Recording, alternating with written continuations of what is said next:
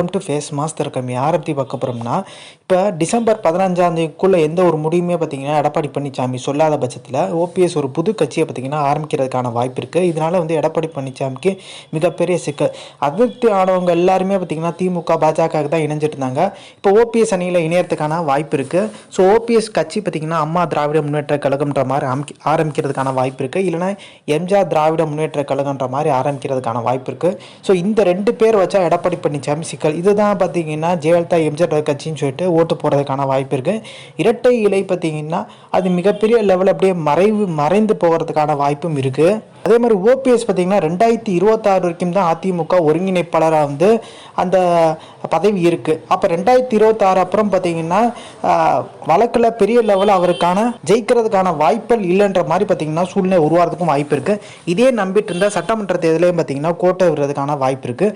அதனால் ஒரு கட்சி ஆரம்பிச்சிட்டோம்னா இந்த கட்சி மூலமாக எடப்பாடி அணியில் இருக்க நிறைய உறுப்பினர்களை இங்கிட்டு சேர்த்துட்டு அப்படியே கட்சியை கைப்பற்றி ஒருங்கிணைக்கிறதுக்கான வாய்ப்பு இருக்குது ஃப்யூச்சரில் அப்படின்ற மாதிரி தான் சொல்கிறாங்க. அதே மாதிரி இப்போ செங்கோட்டையன் எடுத்த முடிவு விஜய் கட்சியில் இணைய போகிறதா சொல்கிறாங்க. இது எதனால் இணையிறாருன்னா பாஜக சொல்லி தான் இந்த ஒருங்கிணைப்பு நடந்துச்சுன்ற மாதிரி சொல்லியிருந்தாரு. இப்போ பாஜக மேலேயும் பெரிய லெவலில் நம்பிக்கை இல்லை செங்கோட்டையனுக்கு. பாஜகவும் தன்னை கழட்டி விட்டுச்சுன்ற மாதிரி யோசனையை போயிட்டாரு. அதனால் விஜய் கட்சியில் இணைஞ்சிடலாம்ன்ற முடிவு கொண்டாரு.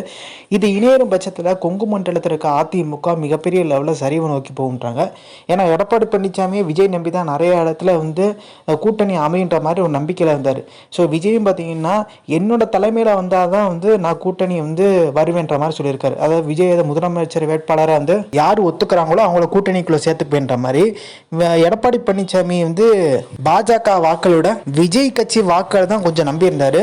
அப்போ விஜய் கட்சியிலே பார்த்தீங்கன்னா செங்கோட்டை இணையும் போது இது மொத்தமாக பார்த்தீங்கன்னா அதிமுக வாக்கள் மொத்தமாகவே எடப்பாடி பழனிசாமிகிட்ட இருந்து விஜய்கிட்ட போகிறதுக்கான அதிகப்படியான சாத்தியங்கள் இருக்கதா சொல்கிறாங்க. ஒருவேளை ஓபிஎஸ் டிடி தினகரன் விஜய் கட்சி கூட்டணி வைக்கும் பட்சத்தில் அதிமுக பாஜக மிகப்பெரிய லெவலில் சலசலப்பு உருவாகும். ஸோ இந்த கூட்டணியை பார்த்தீங்கன்னா அதிமுக நிறைய பேர் எதிர்க்க ஆரம்பிச்சிருவாங்க. அதே மாதிரி இந்த இடங்கள் தேர்தலுக்கு போட்டியிடுற இடங்கள் தொகுதிகள் பார்த்தீங்கன்னா பங்கீடில் மிகப்பெரிய சலசலப்பு ஏற்படும்.